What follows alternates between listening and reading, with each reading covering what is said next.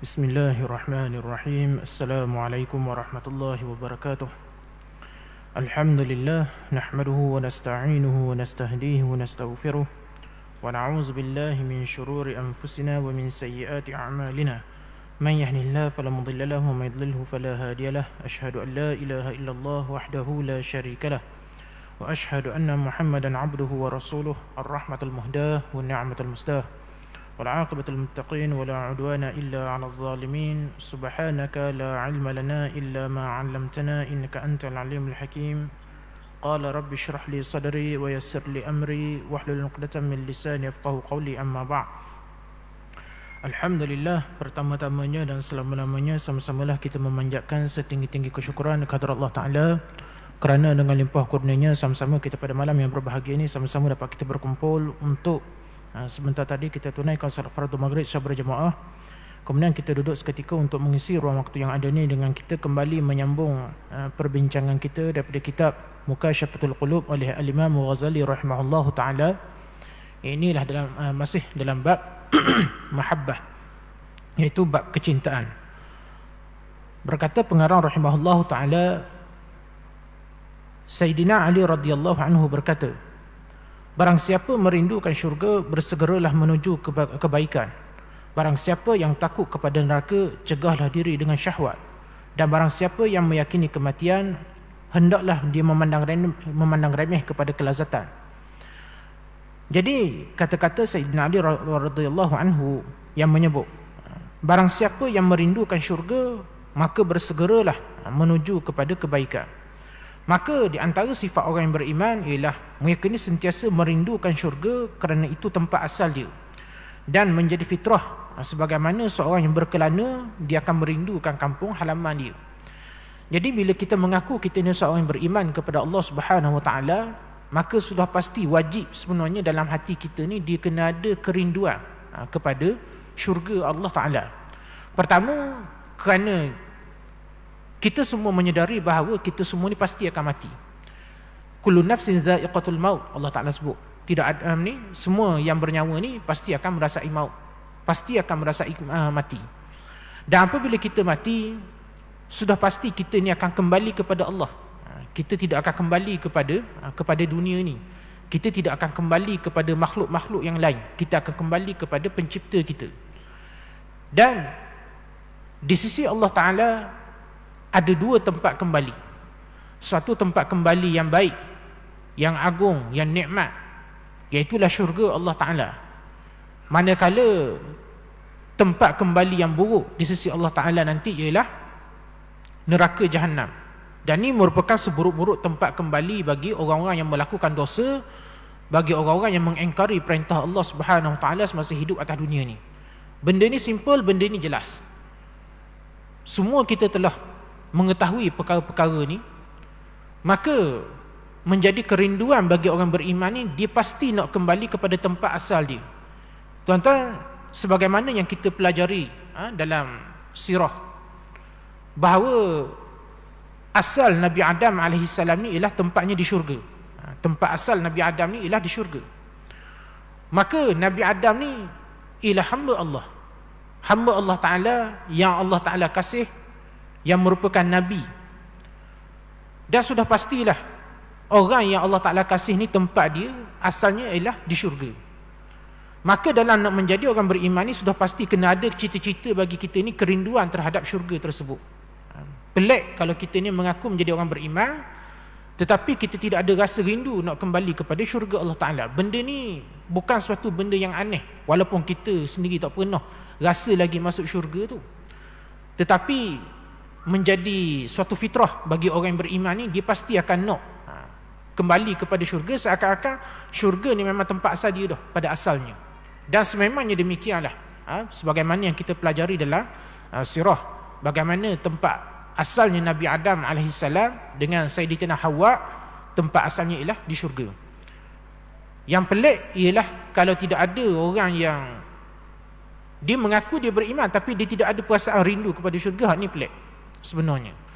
Jadi jika seorang yang mengaku beriman tetapi tak pernah berasa rindu sedikit pun kepada syurga Allah Ta'ala ni, maka itu merupakan tanda bahawa iman dia ni bermasalah.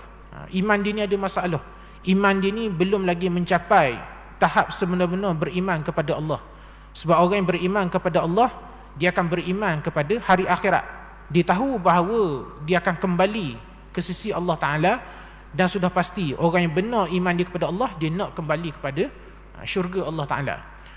Kemudian Sayyidina Ali menyebut juga, barang siapa yang takut kepada neraka, cegahlah diri dari syahwat. Maka kelazatan, ketakutan kepada neraka Allah Ta'ala ni akan menghilangkan kelazatan syahwat ni.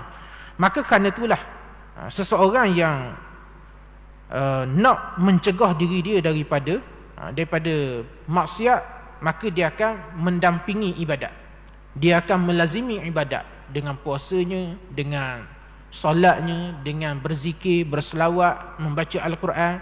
Maka ni antara benda-benda yang dia disiplinkan kepada diri dia, sehingga benda ni dia menjadikan benda sebagai jadual. Jadual hidup dia, lalu benda ni menjadi tabiat. Tuan-tuan, di antara sifat orang yang soleh, orang yang nak mendekatkan diri dia kepada Allah Ta'ala, mereka menjadualkan diri mereka untuk beribadat. Kita biasa dalam seharian kita ni, kita ada jadual kita dok. Pagi kita bangun tidur, kita sembahyang subuh, kemudian kita bersiap pergi kerja, ada masa kita makan, ada masa kita bekerja dan sebagainya, sehinggalah kita tidur malam. Maknanya rutin harian kita. Cuma sejauh mana kita menerapkan dalam rutin harian kita ni ibadat kepada Allah Ta'ala. Umpamanya, bagaimana kita mengisi masa-masa yang terluang dalam seharian kita. Tuan-tuan, kalau kita bekerja pun dalam sehari tu, takkan kita bekerja tak berhenti-berhenti. Pasti akan ada masa kita berhenti juga sekejap. Dan begitu juga kalau kita bermain. Orang kalau dia tak bekerja, dia bermain sekalipun, takkan dia main sepanjang hari tak berhenti-berhenti main. Pasti dia akan ada masa dia berhenti juga apa semua. Maknanya dalam seharian kita pasti akan ada ruang-ruang waktu yang yang kosong, yang tidak terisi dengan apa-apa. Maka kerana itulah seorang hamba yang cermat dengan hubungan dia terhadap Allah Subhanahu Wa Taala, dia akan mengisi setiap ruang waktu yang ada dalam seharian kehidupan ini, dia akan jadualkan dengan ibadat. Tuan-tuan, bukan bermaksud bila kita menjadualkan ibadat pada kehidupan harian kita, bermaksud kita tidak akan bekerja. Bukan bermaksud kita tidak akan buat dah benda-benda yang lain. Bahkan jadual kehidupan kita akan menjadi lebih efisien, lebih terisi, lebih teratur, lebih baik. Kerana di samping kita melaksanakan pekerjaan kita sebagai seorang manusia, kita tidak melupakan tugasan kita sebagai hamba Allah Ta'ala, iaitulah ibadat. Sebagaimana Allah Ta'ala menyebut, wa ma khalaqtul jinna wal insa illa liya'budun, tidaklah aku menjadikan jin dan manusia ni melainkan untuk beribadat. Maka sudah pasti bagi orang yang soleh, mereka ni tuan-tuan menjadikan jadual seharian mereka ni penuh terisi dengan beribadat. Maknanya tidak ada ruang waktu dalam kehidupan mereka ni yang tidak mereka isi dengan ibadat, sehingga mereka membuat benda yang sia-sia. Kerana itu tuan-tuan, kita biasa mendengar cerita-cerita orang soleh yang mana mereka ni ada yang solat tahajud sehingga puluhan dan ratusan rakaat, ada yang berzikir sehingga ribuan, bahkan puluh ribu pun ada, berzikir berselawat setiap hari. Yang mana kalau kita kira dengan matematik kita, kadang-kadang kita rasa benda tu mustahil. Tapi tuan-tuan, sebagaimana yang dulu kita pernah jelaskan, benda yang mustahil bagi kita tidak mustahil bagi orang lain sebenarnya. Bahkan bagi orang yang telah membiasakan, menjadualkan diri mereka ni beribadat kepada Allah, benda tu bukan menjadi benda yang mustahil.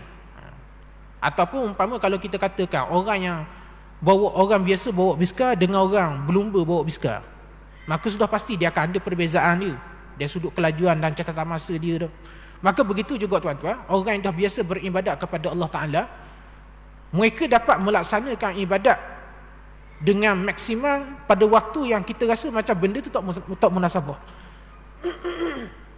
Hal ni sebagaimana yang dulu kita pernah menyebut, masa merupakan makhluk Allah Ta'ala.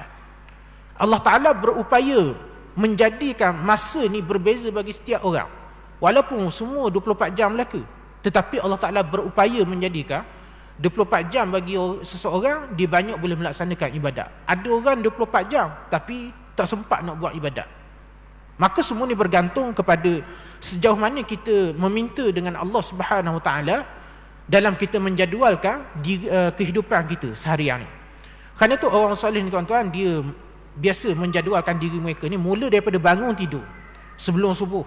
Mereka dah isi dengan ibadat, dengan mandi, kemudian dia bertahajud, sehinggalah dia masuk waktu subuh dia buat apa, lepas subuh dia baca Quran dan sebagainya, sehingga masuk waktu duha, sehingga masuk waktu zuhur. Jadi jadualnya berterusan sehinggalah kepada malamnya, sehingga sebelum mereka tidur. Dan apa yang lebih menarik, walaupun mereka dah mengisi jadual harian mereka dengan ibadat, ketika nak tidur malam mereka masih lagi muhasabah diri, masih lagi melakukan muhasabah, adakah hari ini mereka ada berbuat maksiat. Kita yang tak pernah menjadualkan ibadat, maknanya ibadat kita ni ikut flow kita lah. Mana yang kita sempat kita buat, tak sempat kita tak buat. Kita tak pernah nak mengusahakan biar kita sempat dengan ibadat. Sebab tu tuan-tuan, kita kena ingat, kita hidup dalam dunia ni, kita tidak bersendirian. Di sana ada para malaikat yang menyeru kita kepada kebaikan, dan di sana ada syaitan yang menyeru kita kepada kejahatan. Apabila kita tidak mengisi ruang-ruang waktu kehidupan kita dengan kebaikan, maka kita bimbang ruang-ruang waktu ini akan terisi dengan hasutan-hasutan daripada syaitan, sehinggalah kita terbiasa melakukan maksiat, lalu kita tidak bertaubat. Dan bila kita di malam harinya, kita tidak pernah sibuk nak menghitung, nak muhasabah diri kita berapa banyak dah maksiat yang kita buat pada seharian tersebut. Jadi kerana itulah tuan-tuan, bila mana kita melihat orang soleh, mereka tidak ada masa untuk berbuat maksiat kepada Allah. Mereka mereka menjadualkan ibadat dalam kehidupan harian, sehingga mereka tidak sempat berbuat ibadat, tidak sempat nak berbuat maksiat kepada Allah. Kita banyak berbuat maksiat kepada Allah, tak sempat nak buat ibadat. Lalu sebab tu kita rasa hairan, kenapa ada orang boleh berselawat sampai 10,000 kali sehari. Tuan-tuan, benda tu bukan mustahil pun. Bahkan kalau kita tengok pada kajian yang dibuat,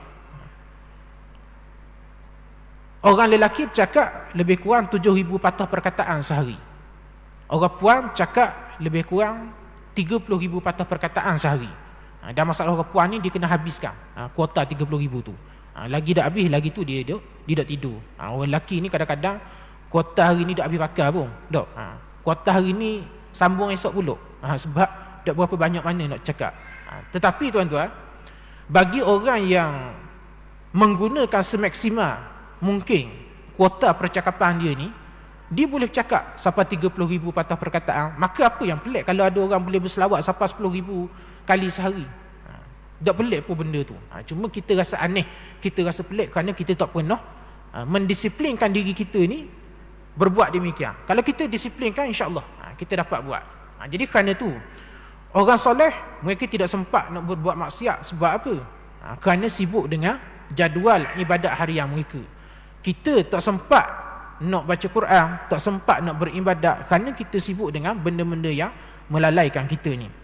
Kemudian Sayyidina Ali juga menyebut, barang siapa yang meyakini kematian, maka hendaklah dia memandang remeh kepada kelazatan dunia. Jadi kematian adalah antara perkara yang paling pasti dalam kehidupan kita ni. Kerana syarat nak hidup ni dia kena mati. Orang yang tak boleh mati, dia tak boleh hidup. Sebab bila ada kematian, maka ada yang dinamakan kehidupan. Dengan sebab ada dinamakan kehidupan, maka ada yang dinamakan sebagai kematian. Benda ni dia saling berkait, dia tak boleh berpisah. Jadi kerana itulah bila kita hidup dalam dunia ni, maka sudah pasti dia akan ada kelazatan-kelazatan yang Allah Ta'ala sediakan kepada kita. Tetapi tidak dinafikan juga ada kelazatan yang dihalalkan kepada kita dan ada kelazatan yang diharamkan kepada kita. Apa yang dihalalkan tidak ada masalah, kita ambil. Tetapi kita kena berwaspada dengan yang diharamkan oleh Allah Subhanahu Wa Taala ni. Kerana itulah tuan-tuan, bagi nak memutuskan kelazatan ni daripada kehidupan kita, maksudnya kita tidak menjadikan kelazatan dunia ni sebagai benda yang kita ambil secara melampau sehingga kita melupakan akhirat, maka kita disuruh supaya mengingati kematian. Antara cara seseorang disuruh mengingati kematian adalah dengan cara sembahyang. Sembahyang ni tuan-tuan merupakan cara bagi seseorang ni diingat kepada kematian. Maka kita mula tertanya, apa kaitan solat dengan kematian? Tuan-tuan, solat merupakan pertemuan antara kita dengan Allah Ta'ala. Tuan-tuan cuba bayangkan, 5 kali sehari kita diperintahkan. Ini yang wajib. Kita tak kira yang sunat, yang wajib. Kita diperintahkan supaya 5 kali sehari kita menghadap Allah Ta'ala. Tuan-tuan, bila saat kita menghadap Allah Ta'ala, itu merupakan saat kita kembali kepada Allah. Cuma kita dah kembali melalui kematian lagi. Tapi kita dah kembali sebenarnya kepada Allah Ta'ala ni melalui sembahyang kita. Kerana tu tuan-tuan, Allah Ta'ala menjadikan kita ni bersifat lupa. Ada sebab kenapa kita ni tuan-tuan bersifat lupa dan terlindung daripada melihat perkara-perkara ghaibiyah, perkara-perkara yang ghaib. Kerana tuan-tuan, kalau kita ni boleh tengok azab kubur, kita boleh melihat orang kata seksa neraka, maka tuan-tuan, dunia ni tak akan membangun. Tidak akan ada yang dinamakan dakwah. Habis orang akan beriman Melaka masa tu. Sebab apa? Tengok dah azab neraka, nikmat syurga. Dan kalau kita boleh melihat azab kubur ni tuan-tuan, maka dunia ni tak akan membangun. Habis pakat zikir, pakat duduk semayang je belaka, tak benda satu. Maka Allah Ta'ala menjadikan kita terhijab daripada melihat benda-benda itu, kerana kita disuruh supaya membangunkan dunia ni, membina dunia ni mengikut acuan yang Allah Ta'ala perintahkan kepada kita. Tetapi tidaklah pula menjadikan kita lupa terhadap kematian. Sebab tu Allah Ta'ala memerintahkan kita solat 5 waktu. Maknanya dalam seharian kita sibuk, sesibuk apa pun kita tuan-tuan dengan urusan dunia kita, kita tetap mengingati kematian melalui sembahyang yang kita buat. Cuma kebanyakan kita sembahyang hanya sekadar sembahyang. Sembahyang hanya sekadar melepaskan diri daripada kewajipan. Kalau tak sembahyang, berdosa masuk neraka. Jadi setakat tu je sembahyang kita. Tetapi bagi orang yang menjadikan solat dia merupakan benar-benar pertemuan dia dengan Allah Ta'ala, maka dia melaksanakan solat dia ni dengan bersungguh-sungguh. Jadi kerana itulah kita disuruh supaya sentiasa mengingati Allah Ta'ala dalam seharian hidup kita ni. Tuan-tuan cuba bayangkan orang kafir, berapa kali je dalam masa hidup dia seharian dia ingat kepada Tuhan dia. Tapi kita orang Islam diperintahkan ingat kepada Allah Ta'ala paling kurang 5 kali sehari kita berhubungan dengan Allah Ta'ala. Sebab tu bila kita perhatikan bacaan-bacaan dalam solat ni, banyak bacaan-bacaan ni yang merupakan puji-pujian kepada Allah Ta'ala, munajat pengharapan kita kepada Allah Ta'ala. Orang yang nak memperbaiki kehidupan dia, pertama dia kena perbaiki kualiti solat dia. Ini sebenarnya cara yang sebenar seorang nak memperbaiki hidup dia. Bukan dengan cara dia cari kerja lain, buat side income banyak-banyak. Bukan itu sebenarnya cara dia. Kadang-kadang ketersekatan rezeki kita dengan rezeki kita ni tuan-tuan adalah kerana renggangnya hubungan kita dengan Allah Ta'ala. Kadang-kadang ada orang dengan sebab dia tak sembahyang. Ada orang kalau sembahyang pun kadang-kadang sembahyang 2 kali je sehari, 3 kali je sehari. Waktu zuhur, asar kadang-kadang tak sembahyang. Macam-macam orang. Maka kerana renggangnya hubungan dengan Allah Ta'ala ni menjadikan rezeki kita ni rasa sempit. Walhal rezeki Allah Ta'ala beri kepada kita luas, tapi kita rasa sempit. Jadi kerana itulah nak memperbaiki kehidupan kita, yang pertama baiki solat. Baiki solat kita. Dan tuan-tuan telah banyak, kalau kita tanya petua-petua orang yang berjaya ni, salah satunya ialah, yang pertama mereka buat ialah baiki kualiti solat. Maknanya solat yang dibuat bukan hanya sekadar solat yang melepaskan diri daripada kewajipan, tetapi solat yang dibuat kerana benar-benar menghargai hubungan dia dengan Allah Ta'ala, kerana dia nak berhubungan dengan Allah Ta'ala. Jadi penyakit-penyakit umat Islam di akhir zaman yang banyak menyibukkan diri dengan perkara-perkara yang tidak bermanfaat dan meninggalkan ibadat, maka benda ni mesti diperbaiki. Mesti diperbaiki daripada kehidupan kita.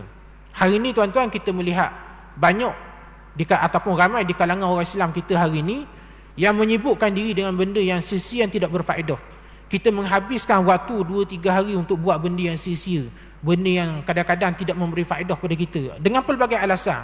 Dengan alasan nak healing, dengan alasan nak berkumpul, dengan alasan itu ini. Tetapi kadang-kadang perhimpunan ataupun aktiviti-aktiviti yang kita buat kadang-kadang bercampur dengan maksiat. Kadang-kadang adanya benda-benda yang Allah Ta'ala murka dalam perkara tersebut. Jadi tuan-tuan, benda ni juga kadang-kadang menjauhkan kita daripada ibadat. Sedangkan kehidupan kita ni sepatutnya sebagai seorang hamba Allah Ta'ala mesti diisi dengan ibadat. Jadi bukanlah bila kita kata ibadat ni mana kita tak buat benda lain dah. Tetapi kita kena perhatikan dalam kehidupan kita, apakah perkara yang memberi manfaat kepada kehidupan dunia kita dan akhirat kita, dan apakah perkara yang menjauhkan kita daripada akhirat kita. Sebab tuan-tuan, sebagaimana yang kita sebut, suka ataupun tidak, kita semua ni pasti akan mati. Tak ada orang dia boleh nak hidup selama-lamanya tak mau balik-balik kepada Allah Ta'ala. Tidak. Semua orang dia pasti akan kembali kepada Allah Ta'ala pada suatu masa nanti. Suka tak suka, terima tak terima, kematian dia pasti akan datang. Jadi sebab itulah kematian ni bukan suatu benda yang kita perlu elok, sebab kita tak akan boleh elok dengan kematian. Tidak ada siapa boleh mengelak daripada kematian. Qul innal mautal ladzi tafirruna minhu fa innahu mulaqikum. Allah Taala kata, katakanlah kematian yang kamu cuba elok, kamu cuba lari, fa innahu mulaqikum, sesungguhnya kematian tu yang akan mendatangi kamu. Jadi tuan-tuan, kematian bukan suatu benda yang kita kena elok, tapi suatu benda yang kita kena bersedia. Kita tak akan boleh elok dengan kematian. Kita tutup satu pintu kematian, ada beribu lagi terbuka. Ada orang dia takut mati dengan sebab sakit, maka dia berusaha untuk sihat. Ada orang dia takut mati dengan sebab miskin, maka dia berusaha untuk kaya. Ada orang dia takut mati dengan sebab kemalangan, maka dia tak mahu naik kenderaan. Tuan-tuan, kalau dak mati dengan sebab sakit, mati bahan boya. Dok, pergi berenang bahan boya sungai. Kalau dak mati dengan sebab kemalangan pun, boleh jadi kita mati kena tembok dia orang. Macam-macam benda boleh berlaku. Sebab pintu-pintu kematian ni ada beribu. Dia ada di depan, di belakang, di kiri, kanan, atas, bawah kita. Kita takkan boleh elok. Tetapi kita kena bersedia untuk menghadapi kematian ni. Kerana tu Allah Ta'ala memberikan pelbagai ujian kepada kita. Antaranya sakit. Sakit ni suatu bentuk ujian yang Allah Ta'ala beri kepada kita. Dalam masa yang sama, ujian sakit ni juga adalah untuk mengingatkan kepada kita tentang kematian. Sebab tu bila kita menerima suatu musibah, kita diajar menyebut inna lillahi wa inna ilaihi raji'un. Sesungguhnya daripada Allah Ta'ala kami datang, dan kepada Allah Ta'ala juga kami akan kembali. Maknanya kita mengingatkan kepada diri kita bahawa semua musibah-musibah yang menimpa diri kita dalam kehidupan ni adalah peringatan kepada kita bahawa suatu masa kita akan kembali kepada Allah. Jadi tidak ada siapa boleh lari daripada kenyataan ni. Bahkan benda yang paling pasti dalam kehidupan kita adalah kematian. Kita berusaha nak jadi kaya, belum tentu lagi kita akan jadi kaya. Kita berusaha nak sihat, tak mahu kena penyakit, belum tentu lagi kita akan sihat sepenuhnya, tak akan kena penyakit. Ada je orang walaupun dah makan ubat macam-macam, bersenam dan sebagainya, tiba-tiba mari penyakit juga. Jadi semua usaha yang kita buat dalam dunia ni tuan-tuan, dia tidak menghasilkan suatu kepastian dengan 100%. Mana ada benda kita dapat dengan kita usaha, ada benda yang kita tak dapat. Tetapi kematian, ni benda paling pasti dalam kehidupan kita, yang wajib kita kena bersedia. Kemudian firman Allah Subhanahu wa taala, qul in kuntum tuhibbunallah fattabi'uni yuhibbukumullah. Katakanlah wahai Muhammad, jika benar kamu mengasihi Allah Subhanahu wa taala, maka ikutilah aku, nescaya Allah akan mengasihi kamu. Ayat ni kita pernah terangkan tentang sebab nuzulnya, iaitulah ketika mana Ka'ab bin Ashraf bersama dengan teman-teman dia ni, bila mana Nabi SAW suruh mereka ni beriman kepada Allah. Mereka ni mendakwa mereka ni cinta kepada Allah Ta'ala. Lalu Nabi suruh mereka beriman dengan Nabi Muhammad. Dan mereka menolak. Mereka kata, kami ni dah seumpama anak-anak Allah Ta'ala. Nahnu fi manzilati abna'illah. Kami ni dah berada pada kedudukan seakan-akan macam anak-anak Allah Ta'ala. Wala nahnu asyaddu hubban lillah. Dan kami ni orang yang paling kuat kasih kecintaan di kepada Allah.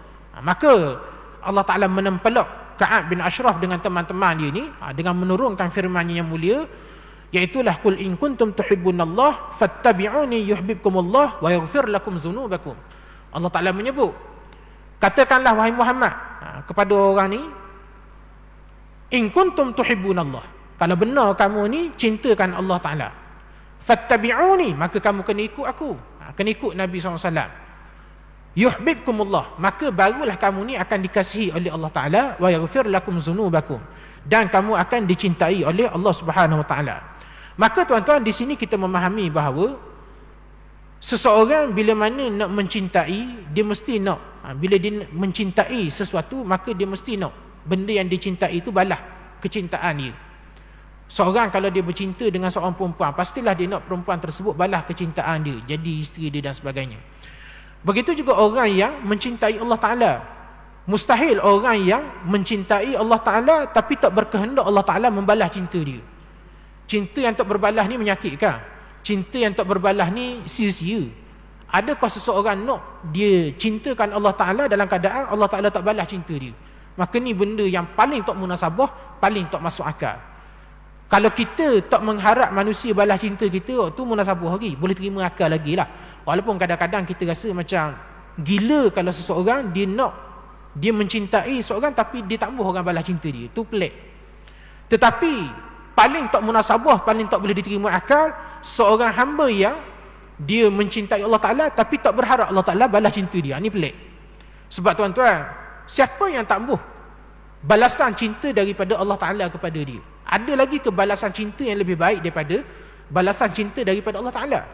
Orang yang benar keimanan dia kepada Allah Ta'ala, pasti dia akan mengharapkan balasan cinta daripada Allah Ta'ala. Dan dia pasti akan berusaha ke arah tu. Kita tuan-tuan nak mengaku cinta kepada Allah Ta'ala, tak boleh dengan kita duduk saja. Tak boleh dengan kita tidak berbuat apa-apa. Kita cuma mengharap Allah Ta'ala balas cinta kita tanpa kita buat apa-apa. Ni orang kata kerja yang bodoh, kerja yang sia-sia. Kerana seseorang bila mana dia nak Allah Ta'ala membalas cinta dia, mesti ada benda yang dia kena buat. Mesti kena ada, iaitulah ibadat dia. Dan ibadat ni pula mestilah dengan didahului beriman kepada Allah dan beriman kepada Rasulullah. Tak benar cinta seorang ni kalau dia mengaku cinta ke Allah tapi dia memusuhi Rasulullah. Ni mengarut, tak boleh diterima akal. Bagaimana mungkin kita mengaku kita cinta ke Allah Ta'ala, kita mengikut Allah Ta'ala, dalam masa yang sama kita memusuhi kekasih dia paling agung? Tak munasabah, tak boleh diterima akal. Bahkan menjadi kewajipan seseorang untuk dia mengasihi Nabi SAW ni lebih daripada dia kasih kepada nyawa dia sendiri, diri dia sendiri. Sebagaimana yang Nabi SAW sebut, la yu'minu ahadukum hatta akuna ahabba ilaihi min nafsihi. Tidak sempurna iman seseorang ni, Nabi kata, sehinggalah dia kata aku ni menjadi orang yang paling dia kasih lebih daripada diri dia. Tuan-tuan, kita nak kasih kepada orang lain, pertama mestilah kita kasih diri kita dulu, betul tak? Maknanya kalau kita nak kasih anak kita, mesti kita kasih diri kita dulu pertama. Kita nak kasih kepada isteri kita, mesti kita akan kasih diri kita dulu yang pertama. Tetapi dalam bab kecintaan kepada Allah dengan Rasul, maka wajib kita cintakan Rasul lebih daripada diri kita. Wajib. Hak ni syarat keimanan, syarat kecintaan kepada Allah dan Rasul. Maka nak menjadikan kita ni benar rasa cinta kita kepada Allah Subhanahu Wa Taala, maka wajib kita kena ikut Nabi. Sebab tu kita katakan ni sebagaimana firman Allah Taala. Allah Taala sebut, kalau benar kamu cinta ke Allah Taala, kamu kena ikut aku. Maknanya ikut Nabi Muhammad ni, kena ikut.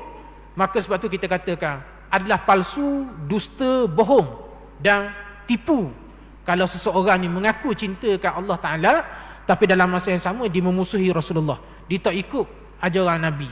Apatah lagi kalau dia mengaku cintakan Nabi tapi dia tak mengikut ajaran Nabi, maka samalah juga, palsulah juga dakwaan tersebut.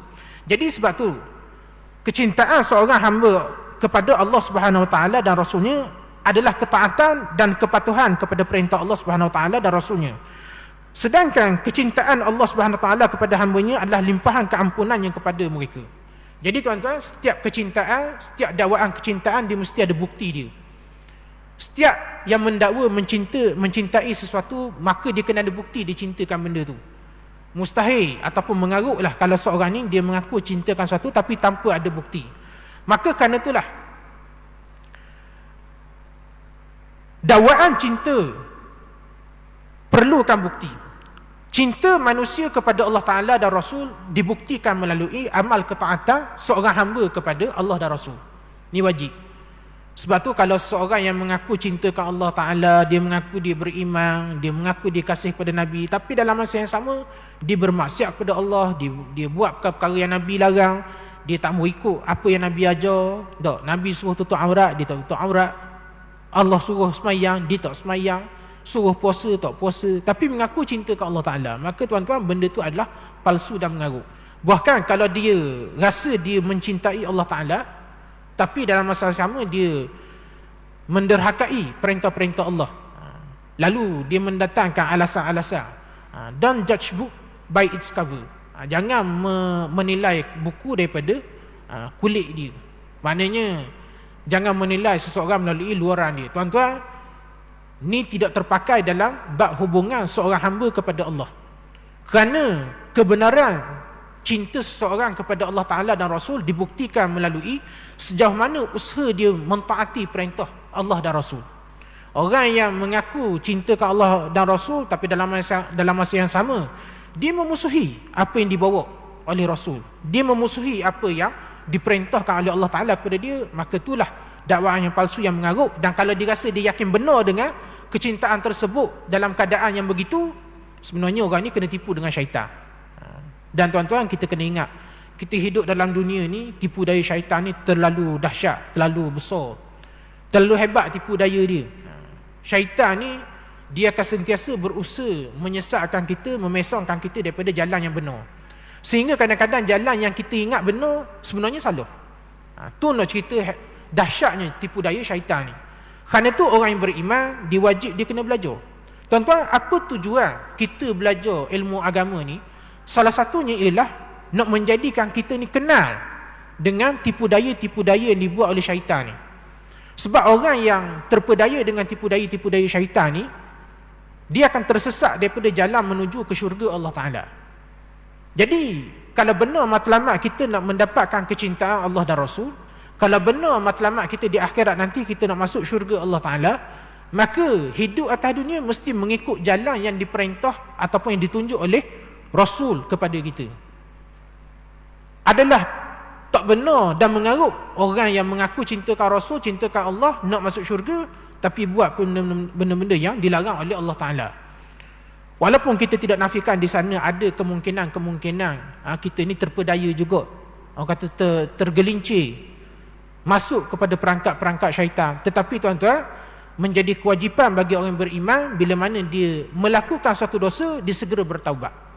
Orang yang segera bertaubat, tidak melewat-lewatkan taubat, orang ni akan selamat. Walaupun mungkin dia tergelincir, tapi Allah Ta'ala akan menyelamatkan dia melalui taubat-taubat yang dia buat kepada Allah Ta'ala.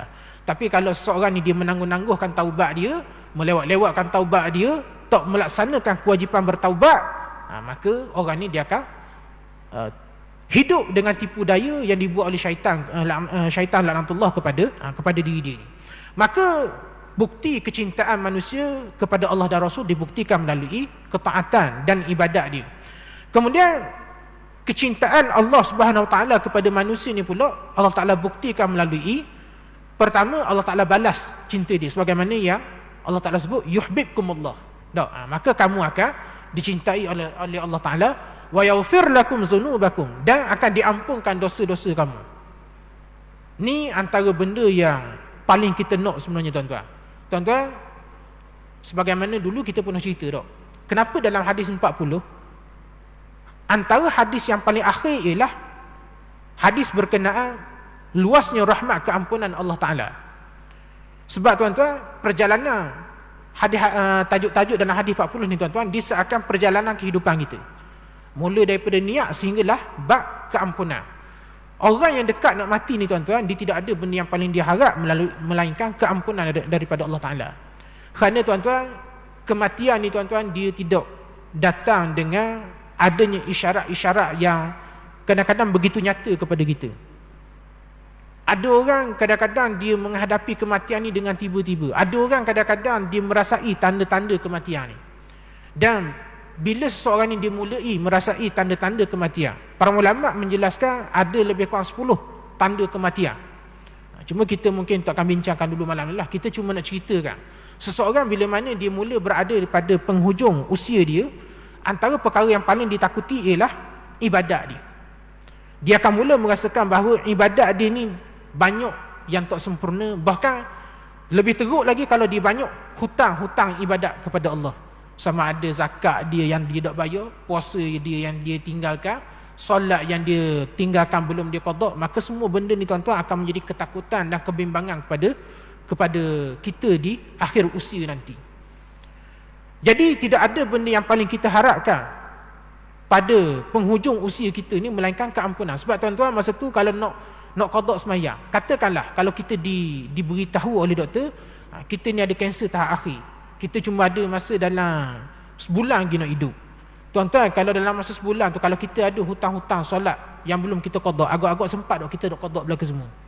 Kalau kita ada hutang-hutang puasa ataupun apa sajalah ibadat-ibadat yang lain yang kita belum sempat kita buat dengan semaksimal yang mungkin, maka sudah pasti kita akan sedar pada sebulan yang terakhir yang kita ada tu tak cukup dah untuk kita nak qada balik benda-benda tu semua. Maka tidak ada benda yang paling kita nak pada ketika itu ialah keampunan daripada Allah Ta'ala. Maka kerana itulah hadis yang ke-42, iaitu hadis berkenaan dengan luasnya rahmat keampunan Allah Ta'ala ni. Dalam hadis tu Nabi SAW menceritakan tentang syarat tentang luasnya keampunan yang Allah Ta'ala sediakan ataupun janjikan kepada kita. Tapi dia ada satu syarat. Ada satu syarat yang besar yang kita kena jaga, iaitulah selama mana kita tidak mensyirikkan Allah Ta'ala.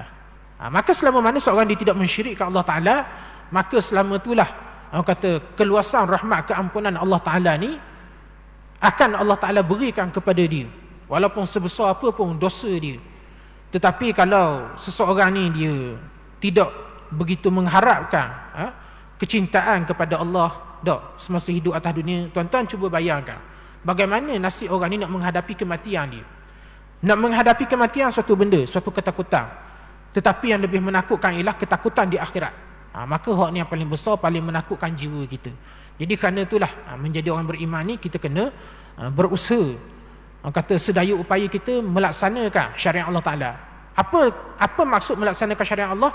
Iaitu kita berusaha melaksanakan perintah Allah dan kita berusaha meninggalkan larangan-larangan Allah Ta'ala. Jadi saya rasa cukup sekadar sajalah untuk buah perbincangan kita pada malam ni. InsyaAllah kita akan sambung balik pada masa yang lain. Jadi mudah-mudahan segala apa yang disampaikan kepada malam ni sama-sama dapat kita ambil manfaat dan kita amalkan.